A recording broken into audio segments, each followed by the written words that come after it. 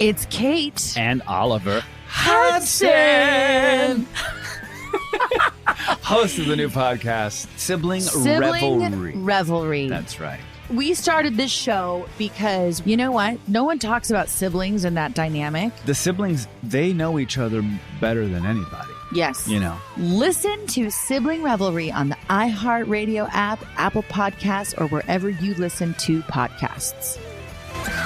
Hi, I'm Frances Fry. And I'm Ann Morris. And we are the hosts of a new TED podcast called Fixable. We've helped leaders at some of the world's most competitive companies solve all kinds of problems. On our show, we'll pull back the curtain and give you the type of honest, unfiltered advice we usually reserve for top executives. Give us a call and we'll help you solve the problems you're stuck on. Listen to Fixable on the iHeartRadio app, on Apple Podcasts, or wherever you get your podcasts. Episode 289, is it okay to have a car payment? Welcome to the Frugal Friends podcast, where you'll learn to save money, embrace simplicity, and live a richer life. Here are your hosts, Jen and Jill.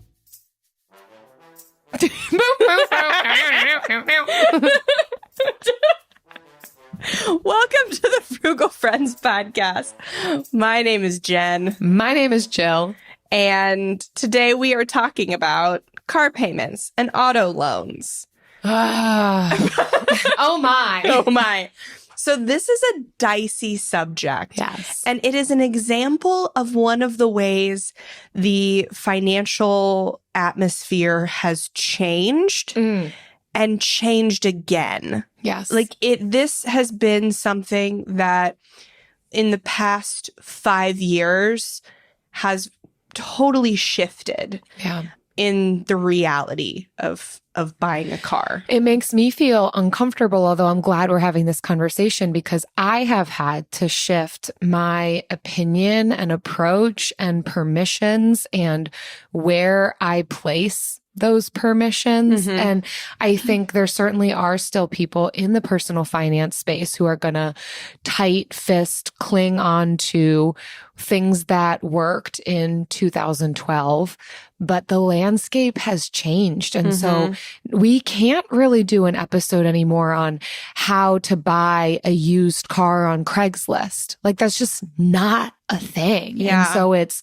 how do we, if we need to, approach car payments? Is it possible to avoid auto loans? What can we do? And what is there space for? So I hope that at least this article would do for me what I needed when we were purchasing a car. And that is like recognize and acknowledge the landscape we're now in, kind of since the beginning of the pandemic, and how that has shifted car buying and purchasing, and how we can be wise, discerning people, still implement our frugal nature and problem solving and creativity, but also not railing against the reality and being able to give way for, okay, now how do I make decisions in light of what's happening? Yep. But first, if you're trying to save up for a car, try our 3-day spending makeover. If you are tired of busting your budget every month and not putting money into your car sinking fund, then our 3-day spending makeover is for you, because by the end of this 3-day challenge, you will find what you value spending on, learn strategies for saying no to the things you don't, and create a plan for guilt-free spending that will not leave you broke and hopefully will leave you with a car. So if that sounds like what you need right now, head to frugalfriendspodcast.com/makeover to start the challenge today. We've heard such great feedback from people who have engaged in that. So we're so excited to offer this to you. And it's free. Yes. All right. So cars, this is going to be something that you listen to once every 5 years, if that, hopefully. So we're going to tell you about our past episodes on it. They're all required listening. So this one's about car loans, auto loans. We've got episode 233, which is how to save money on your next purchase with the car chick. If you are looking at the new landscape for negotiating and saving money on a car purchase, whether you're buying third party or direct. This episode 233 is required listening. And then also episode 10, way back years ago, how to save money on car expenses. Because if you know us, we are way more about saving money on the big things than we are about scrimping and stressing about the small things. So we know that getting control of your impulse spending and bandwagon spending, that's a big thing.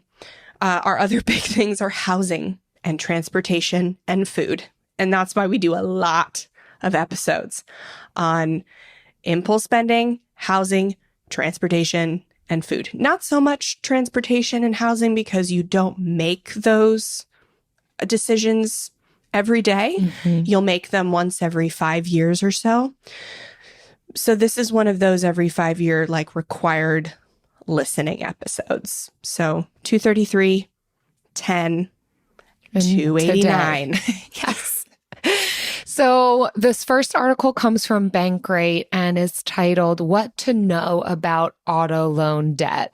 And I just even appreciate the title because it is not making a good or bad statement about auto loan debt, which is a great place to start to just remove the shame from it.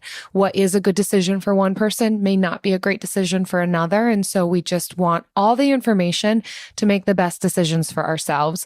What this article goes through, and we will go through it with you all, is when an auto loan is not a great idea and when an auto loan might be a good idea. So kind of looking at it from both sides. So first off, when an auto loan is a bad idea is if you can't afford the car. Yes. And this isn't just like, we don't imagine that most of our listeners are going out there and looking at the Teslas and the BMWs and the Cadillacs. We know that's probably not you if you're listening to this show.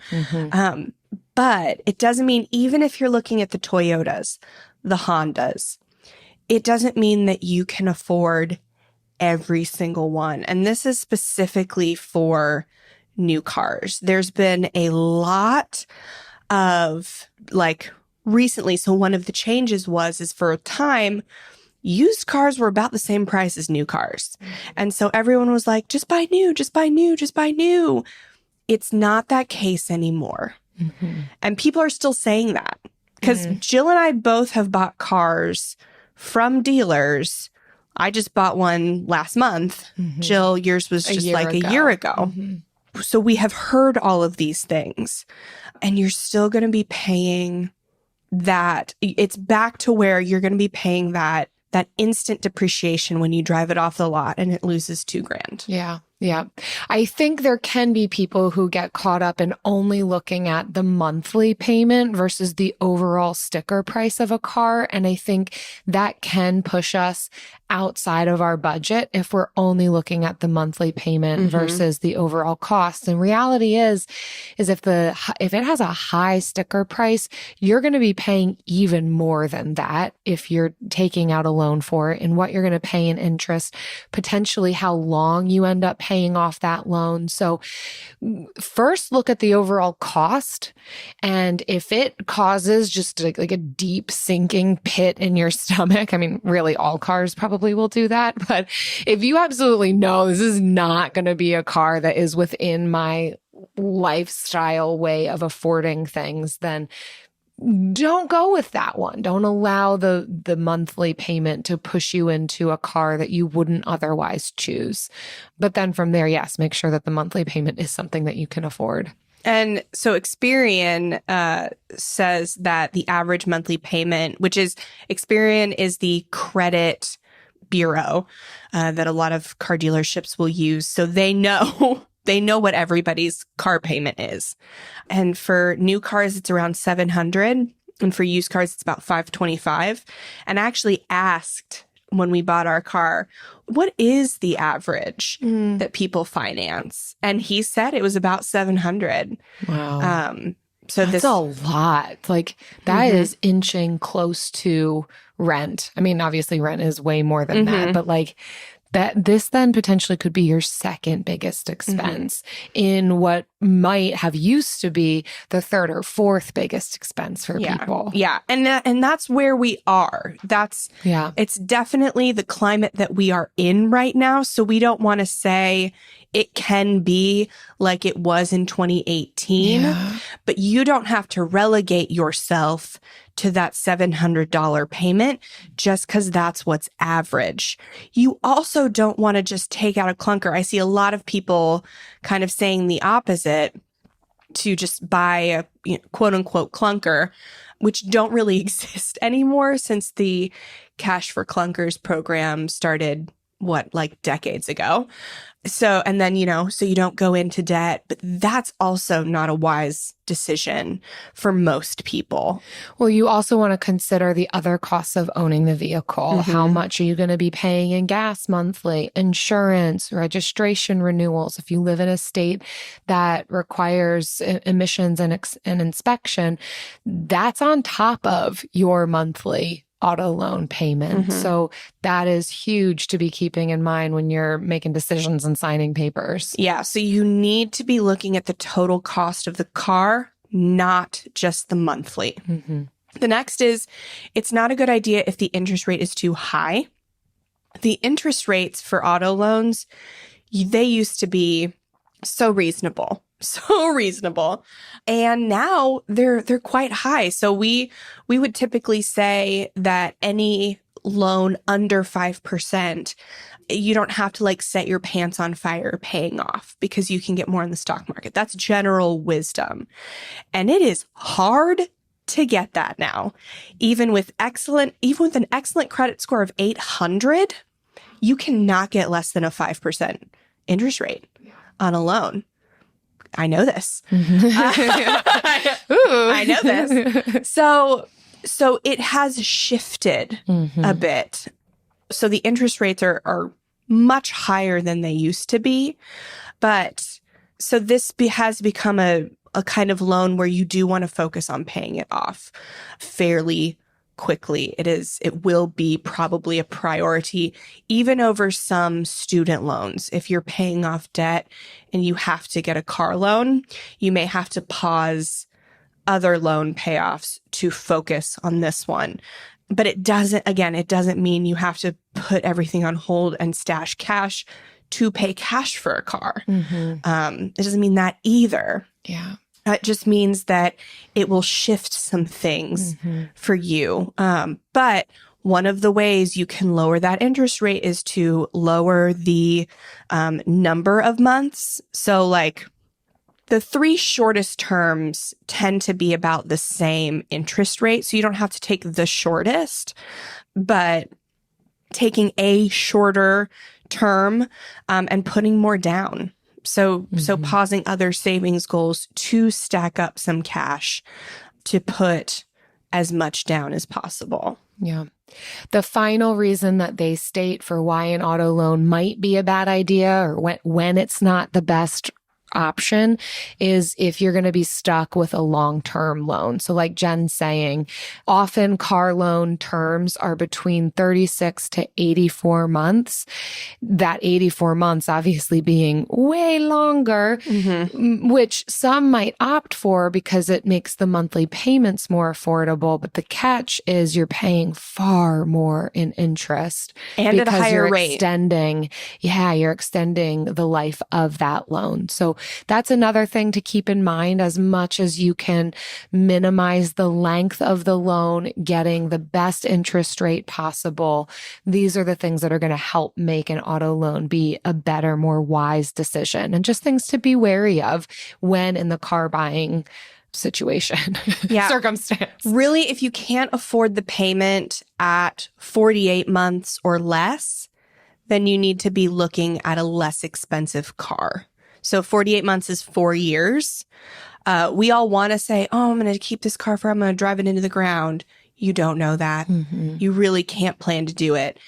Plan to keep it for 5 years. If you keep it longer, then that is a financial gain. That is a financial success. But if you keep it for less because of an accident or because your family grows or you move somewhere, I don't know, then it is not that much of a financial loss. So really you need to be able to afford everything at 36 or 48 months. So when to get an auto loan. So if you want to build more credit, one of the parts, there are several parts of a credit score, and one of them is credit diversity. And an auto loan, if you just have like a credit card and student loan, your, Experian won't say you're very diverse, but if you add a mortgage and an auto loan, then it says you've got a diverse credit history. It's not a big part of your credit score. So I don't 100% agree. It says it accounts for 35% of your credit score. It's saying on-time payments account for 35%. I was like, that's way more. On-time payments are what's going to improve your credit score, no matter what they are. So I would say do not take out an auto loan for the credit portion of it. Take it out because you want to have that money allocated for something else. And it is more financially beneficial for you to take out more of a loan than it is to use your cash for that. Now, if you take out a loan so you have more cash every month to buy lattes and shoes, and those aren't your highest priority things, that's not the reason to get out a car loan. But yeah, I wouldn't do it for the credit reasons. The next reason that an auto loan could be a decent idea or a way to make an auto loan more advantageous for us, the purchaser, is when we're putting down a hefty down payment. They reference that it's not going to be a great idea to deplete all of your savings, especially if it's not a true emergency, just to circumvent monthly car payments or interest rates. You're better off just making a hefty down payment, putting a significant amount down on the car to reduce the amount of the auto loan that you need to take out, and then being able to keep some of that cash on hand for the other unexpected emergencies. This is one of the things that I was saying was so difficult for me to kind of overcome in my mind when I realized the car buying situation is different than it had been for the majority of my adult life. I am so accustomed to paying cash in someone's backyard for their used vehicle, just kind of a private sale, person to person. We found it on Facebook Marketplace, and we could walk away with a car between $6,000 to $12,000, and that was a reasonable amount to pay in cash. Those days are over. And this hurts to say. Yeah. unless you're okay getting a car that's like 10 plus years old. Like that would be a very, it's still just though, different. like the amount of money that you still have to pay versus what it's actually worth and how long that car is going to last you. So then it was, okay, but am I willing to pay now $30,000 even for a pre-owned vehicle? And then I started to face the reality that that's not a great idea to do if I have $30,000 of cash. You know, assuming we are not independently wealthy. If you've got stacks on stacks, then sure, fine, do whatever you want with $30K. That probably feels like chump change. But for someone like me who makes a very average salary, household income, if I have $30,000 stacked away, that's not going to be the best use of that just to avoid a monthly car payment. So I really had to reorient myself, similar with our renovations. Like there comes a point where it makes sense to cash flow, and then there comes a point where it makes sense to borrow money. This is just like my realization and hot take, especially when it comes to investing and saving for retirement. Our money can go further, especially for us medium income earners, we need more time to save for retirement versus shoving all of our money away. There's definitely emotional decisions at play here too, and you're going to need to make your own decisions for what's going to make sense for you. But this was the big thing for us of, okay, it's just not, even if we had it, this would not be a great idea to put all of that money towards a new vehicle. But the workaround for us, just like this article is suggesting, was putting a decent amount of cash down so that the amount of the loan that we had to take out was significantly less. Mm-hmm. Yeah, I totally agree. It is a different landscape, and it is not as bad as what it was a year and a half ago. True, yeah. So we have to get out of that too, that like kind of despair that, we're just going to have to spend 30, 40 grand on a car. That's just what it's going to cost. No, because I was just in there last month and got a 3-year-old minivan, like great stuff for $25. Yeah. So it is a choice ultimately. Yeah. Did I have to get the kind of car I want? Could I gotten a sedan for less? Yes. But also I wanted the doors that open automatically with a button, Yes. So this is a super personal decision. Yeah. That I think we have to weigh all of our other life circumstances up against. What is the reason for purchasing a new car? What do the rest of your finances look like? What are your other big goals to do with your money in the next few years? Like, all of the answers to those questions are going to shift it for each person. For us, we were in an emergency situation. We had one vehicle, that vehicle's brakes went out. Like, what to do now? So, and for others, it might be, well, yeah, I don't love the landscape, and I could wait another 1 to 2 years and stash up even more cash for this to pay down, whatever the auto loan might be. So lots of different directions we could go. I think the biggest thing I want to highlight with this is being aware of these pros and cons that this article is highlighting, when it's not a great idea, when it could be a great idea, and how we can make the most of that situation. Yeah. The last thing on this list on when to get a loan is when there's a deal on financing. And that's mostly for new cars. So I never will probably recommend a new car for anybody. And that's just personal. There's some people that a new car is a high value for them and they will pay that. And so if that is you, then finding deals on financing, especially at the end of the year, they have some good deals that could be useful to you. But I would say the best thing on this list is when you have the cash reserves, but you need them for something else besides putting them all into a car. Especially if, I hate saying like in this economy, but it's a better idea to have your money in your bank and have a car payment than have all your money tied into a car and like no money in savings except for your, $2 to $5 grand in an emergency fund. That's not a smart move. So I think that's the best reason to get an auto loan.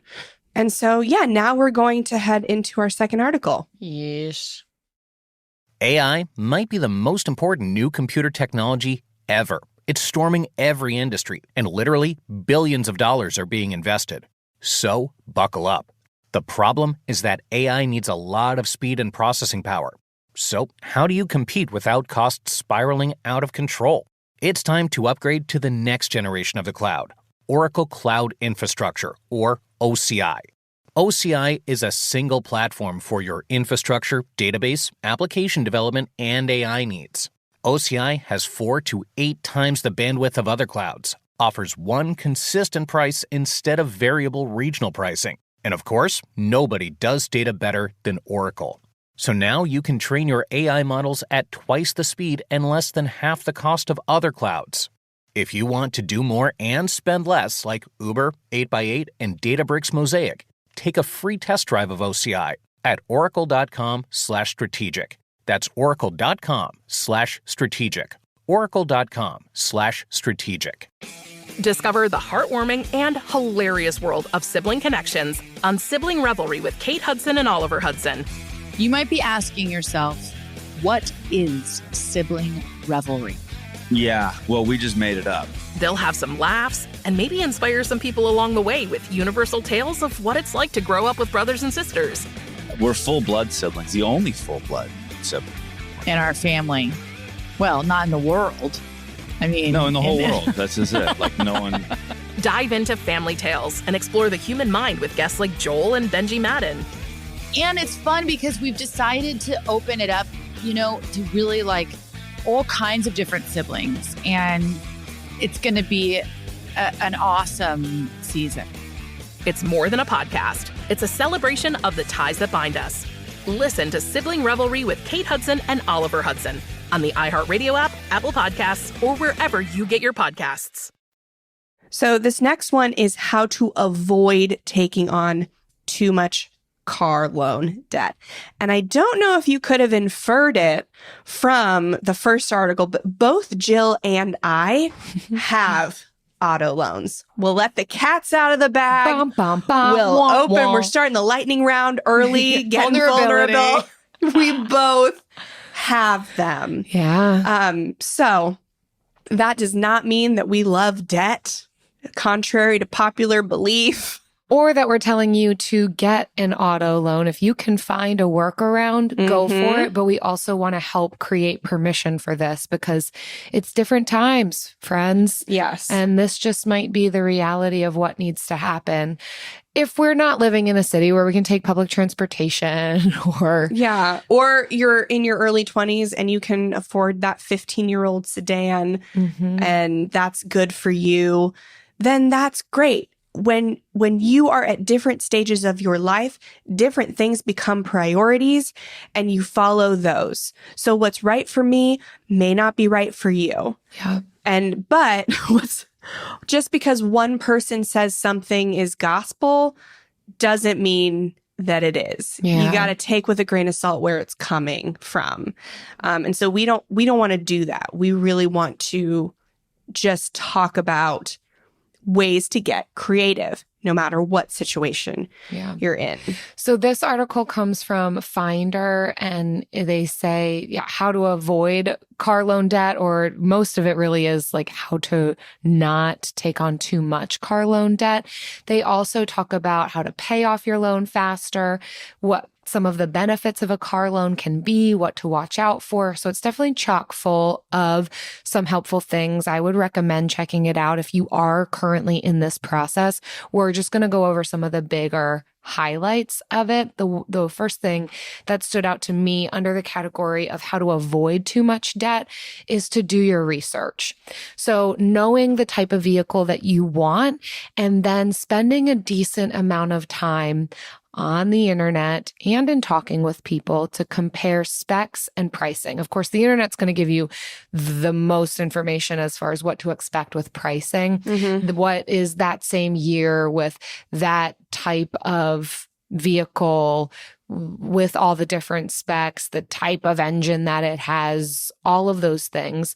And what can I expect for pricing? Like, you'd be surprised if you haven't done this recently, how much it can vary from dealer to dealer, what they are selling that same type of vehicle for. So that's just some basic information that can help you to avoid getting hosed on some of the pricing, to have a really good idea for what can I expect to pay? What would be a reasonable amount of money for this type of car? Yeah. And I would say pay specific attention to fees.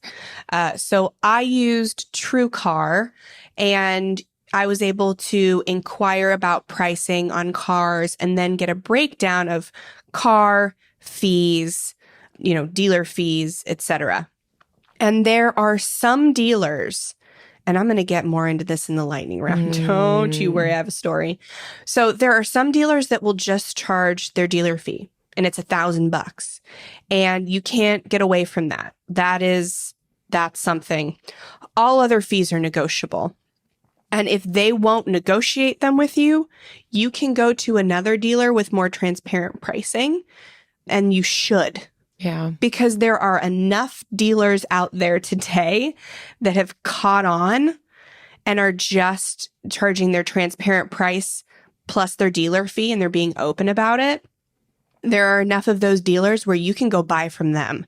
You don't have to be subject to these dealers that are still charging like 15 different like fees that murk the price of your car. If time is on your side, I would recommend taking a couple of weekends Absolutely. to shop around, to test drive, to research, to compare, and not just making impulsive, massive car decision. Yes, absolutely. So the next one on this list is that I will talk about is to compare your financing options.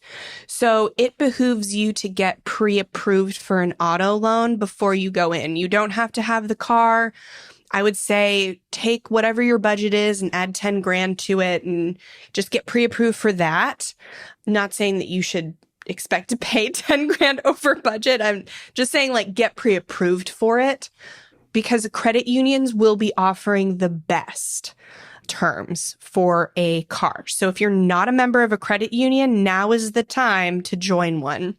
And I would call the dealers that have cars that you're interested and ask them what credit union they have like a direct relationship with. So when we went in, we were actually lucky enough that the credit union that we use regularly is the credit union that these dealers had, the two dealers that we checked out had a direct relationship with. So we were able to, I was already a member. We were able to do the financing right in there. I got pre-approved through the credit union, but it was easier just to take out that same credit union loan with the dealer. It's the same loan. It's just, I didn't have to get a check from the credit union and bring it in sort of thing. So, but they honored the rate that I got. And they actually honored the new car rate that I was approved for. Yeah, instead of the used car rate. Used car rates are usually higher.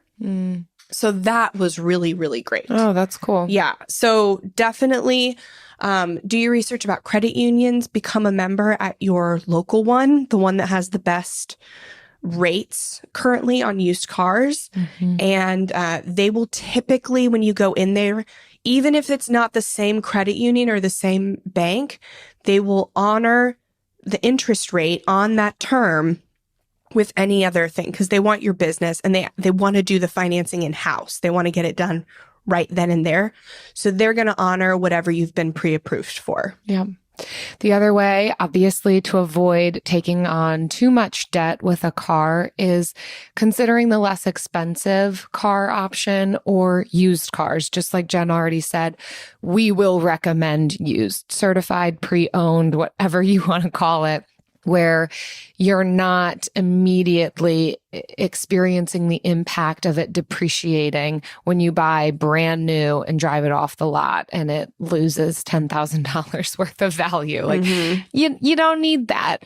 But of course, make your own decisions. But if you're wanting to look at how can I reduce this cost as much as possible, the vehicle without all the bells and whistles, the vehicle that's been used, and you can find some great ones. It doesn't mean that you're buying a super old car. There's plenty of people out there who lease vehicles for a couple of years, hardly put any miles on it, and suddenly it's a pre-owned car that feels brand new to you.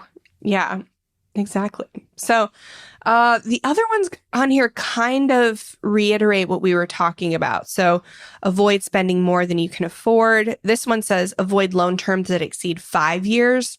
I go with 4 because I'm more conservative. Usually the 3 and 4 year terms are going to have the same interest rate.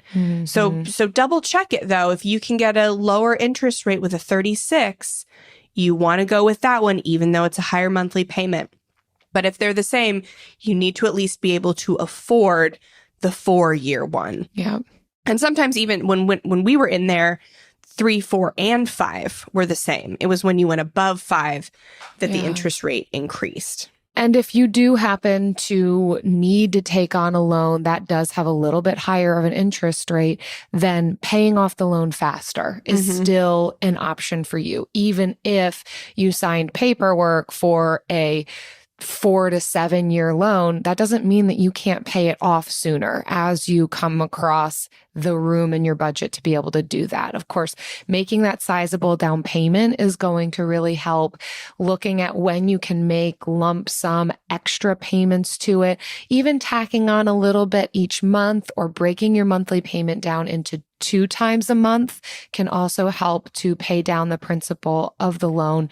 Even looking at refinancing once you're in a different place can be a really great idea to see, okay, if interest rates are shifting, then it could be worth your while to refinance for a lower interest rate. Yeah, credit unions can also refinance auto loans to get that rate down. So maybe you're making payments for a year and your credit increases, maybe fingers crossed, maybe rates decrease. I don't know. So if the stars align and you're able to refinance, then definitely try to do that. But I think you are going to get the most bang for your savings buck by going with a car that you can afford the 3 or 4 year payment. So just basically getting a less expensive car. Is that going to take more time to find? Yes. Are they out there? Absolutely. Absolutely. It does not have to be, and be flexible. Like you don't have to get like a junker to be flexible. That is something that I learned. Because really for me, when we were shopping, it was like top of the line. And for Travis, it was bottom of the line. And we really had to come together. Find that radical middle. We really had to find that radical middle. And it ended up in an affordable vehicle that had 95% of what I wanted. And I'm very, very happy with that, with the loan. Do you know what has 120% of what I want and I'm happy with all the time, always and forever? Oh my gosh, would finance till the day I die if I needed to, but would never have to. The bill of the week.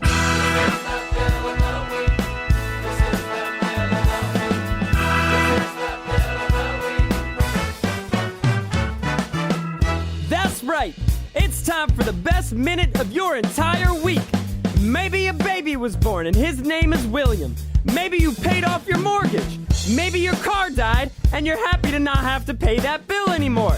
Duck bills, Buffalo Bills, Bill Clinton. This is the bill of the week. Hi, Jen and Jill. This is Amanda calling from New Brunswick on the east coast of Canada. And I just pressed submit on my final bill for my Capital One MasterCard. I paid off over $7,500 in 6 months. And today is the beginning of January 2023. And I did it. I'm so excited. Thank you for all of your help. And I have just changed my life. Thank you so much. Bye. Oh, yay. Amanda, congratulations. That $7,500 in 6 months. That is insane. Mm-hmm. And that credit card debt is the debt to get out of there. Yes. That's the debt to get out like your pants are on fire. That's over $1,000 a month that you insane. Threw at this credit card debt. And well done, Amanda. And I'm glad that you chose to celebrate with us in the bill of the week. Yes. I love it. I love it so, so much. Thanks, Amanda from New Brunswick. If you all listening happen to be another Canadian listener, or, you're just from the United States, or any other country, ooh, we love it. We love it when you call from all over the world or outer space. That'd be fun. If you happen to pay off debt or lower a bill, or you're happy about a bill that you paid, or me, your name is Bill. Bill Curtis. Visit frugalfriendspodcast.com/bill. Leave us your bill. We're here for it and for you. Discover the heartwarming and hilarious world of sibling connections on Sibling Revelry with Kate Hudson and Oliver Hudson. You might be asking yourself, what is sibling revelry? Yeah, well, we just made it up. They'll have some laughs and maybe inspire some people along the way with universal tales of what it's like to grow up with brothers and sisters. We're full-blood siblings, the only full-blood sibling in our family. Well, not in the world. I mean, no, in the whole world. That's just it. Like no one. Dive into family tales and explore the human mind with guests like Joel and Benji Madden.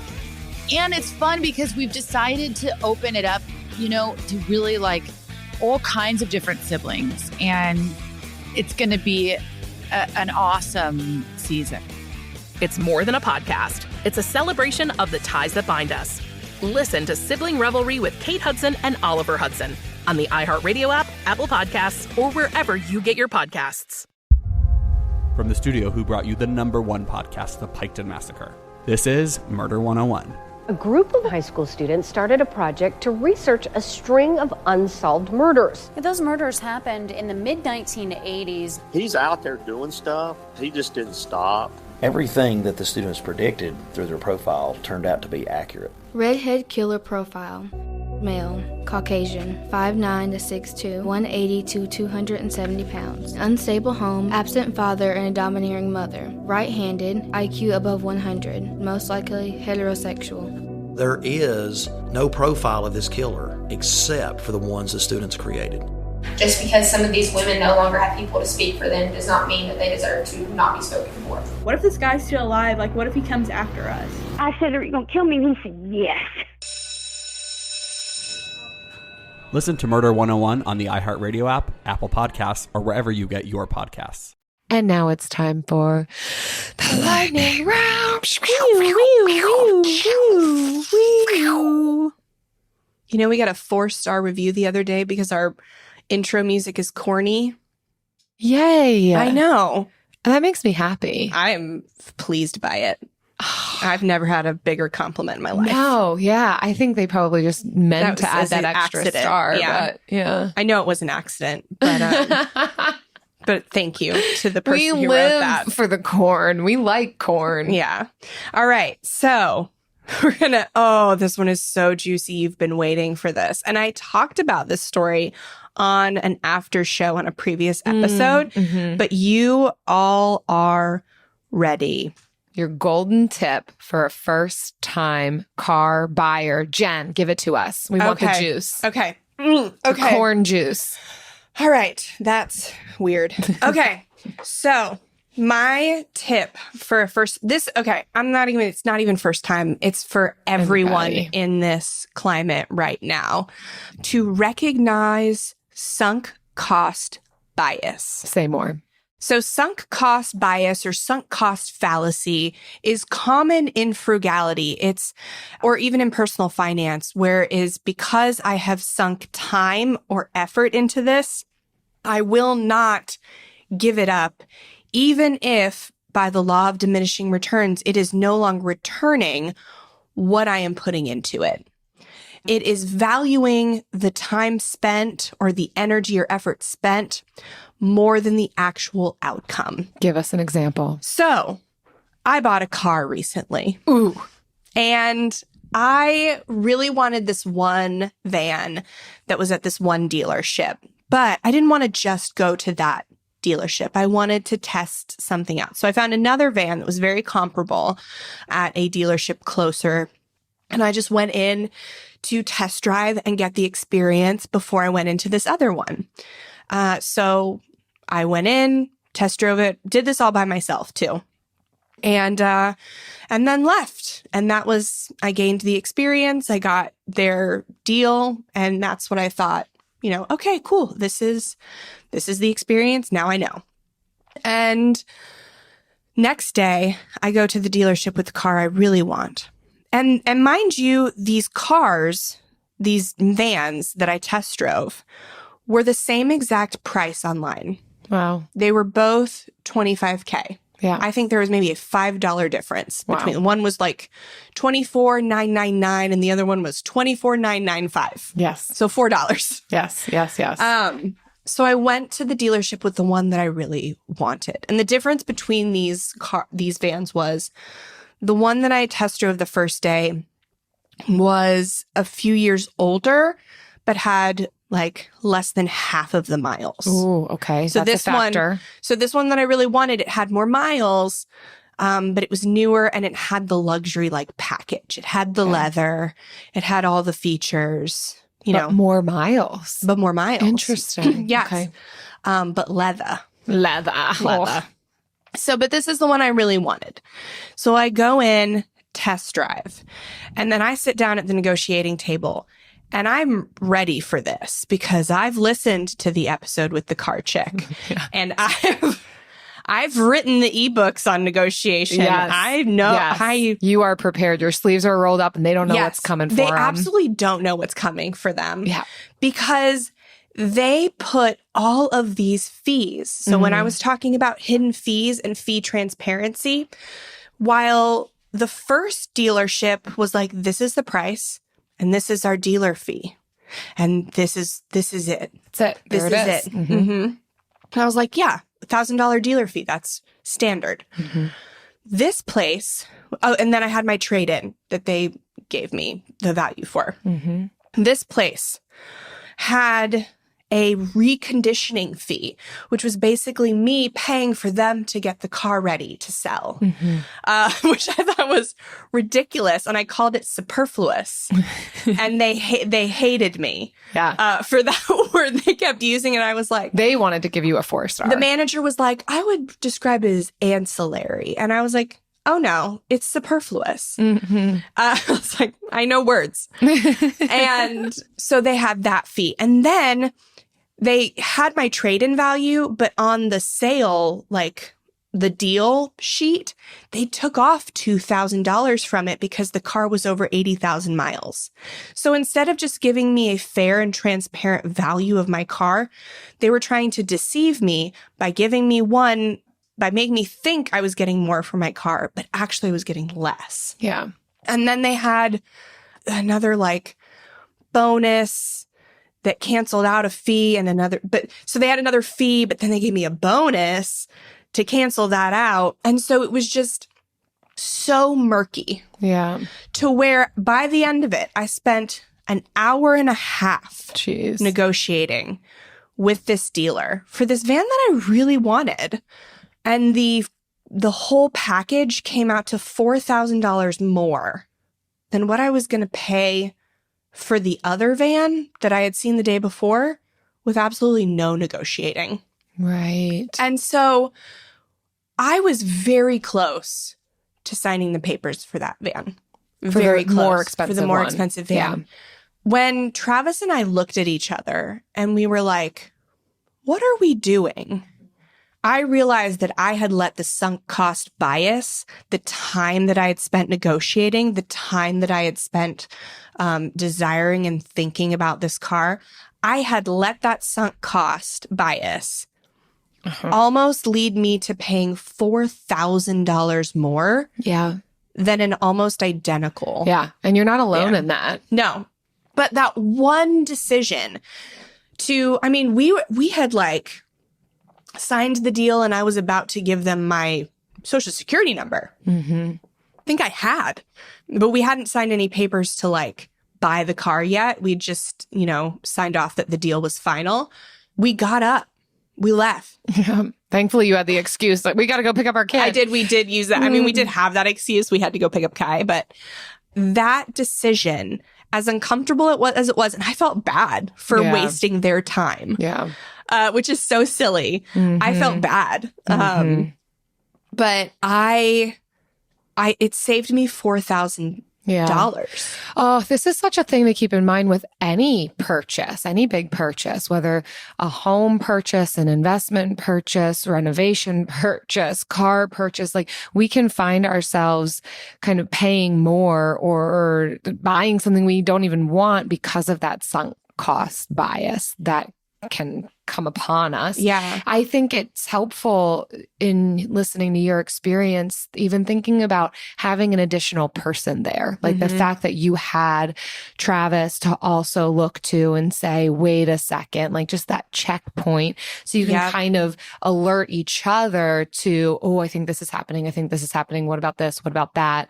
Whether that's a spouse or a friend or a parent, somebody else with you, because we can get sideswiped by sunk cost bias or just people, the dealerships or the seller kind of pulling one over on you or talking you into additional packages that you don't need. Like there's just the decision fatigue factor too. Yeah. Yeah. And it's worth buying a friend dinner if you don't have a partner who's very money conscious.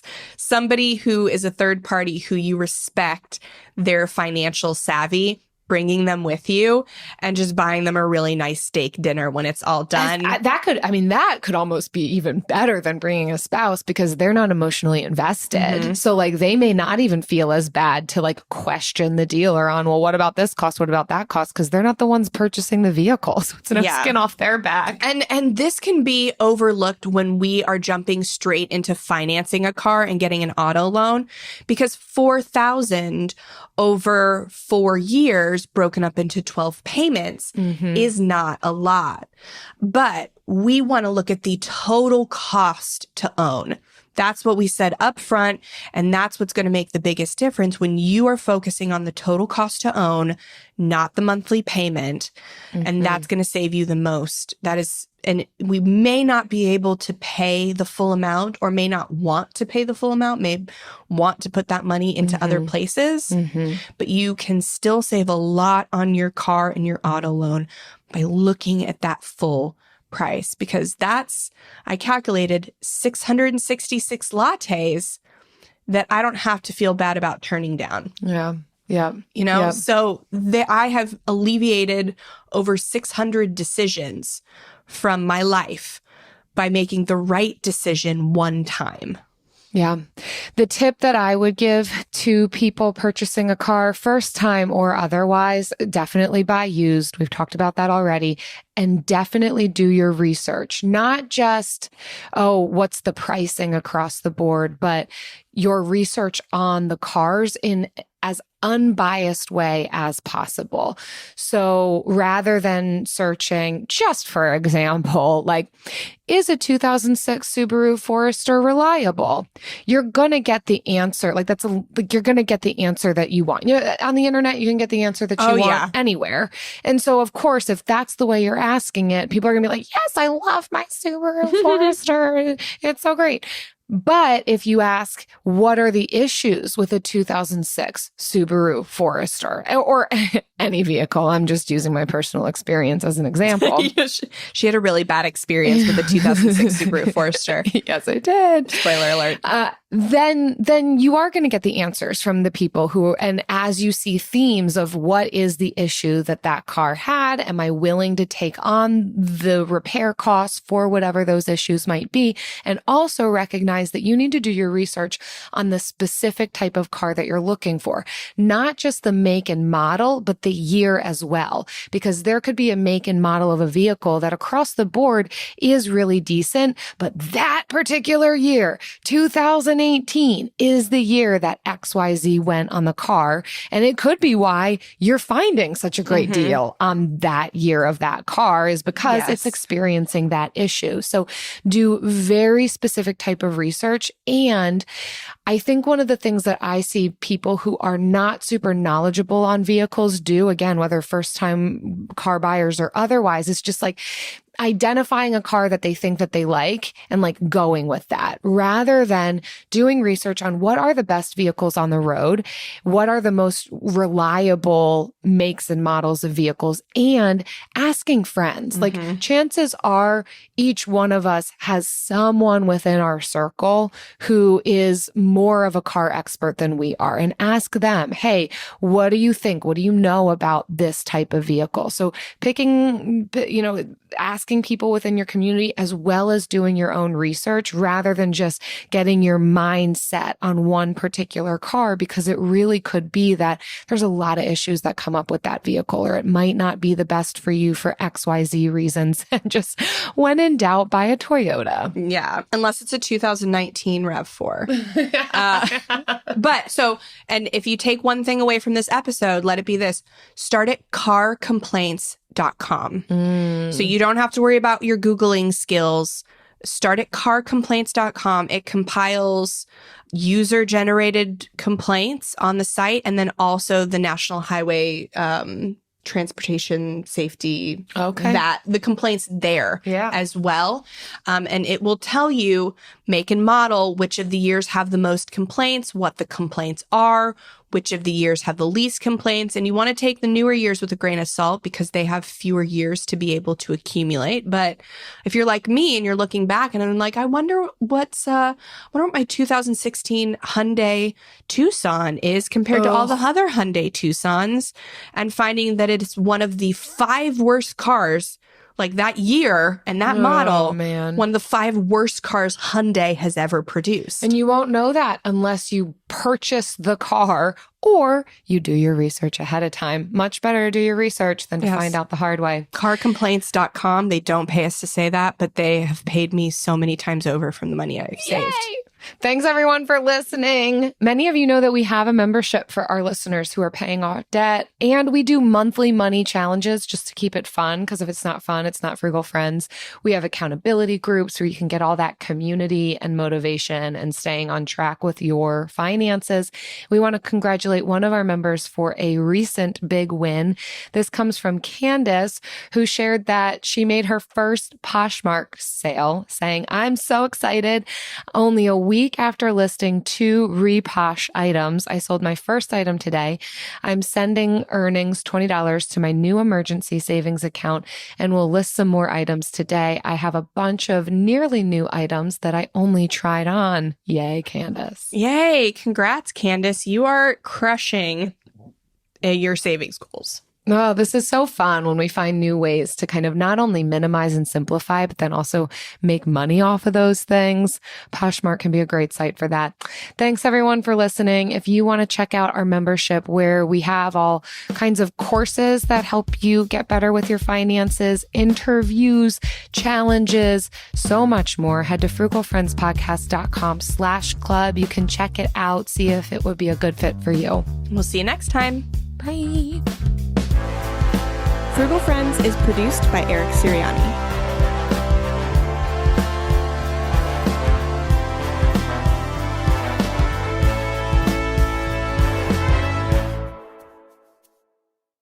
Discover the heartwarming and hilarious world of sibling connections on Sibling Revelry with Kate Hudson and Oliver Hudson.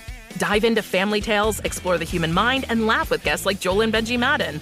It's more than a podcast, it's a celebration of the ties that bind us. And it's fun because we've decided to open it up to really like all kinds of different siblings. And it's going to be an awesome season. Listen to Sibling Revelry with Kate Hudson and Oliver Hudson on the iHeartRadio app, Apple Podcasts, or wherever you get your podcasts.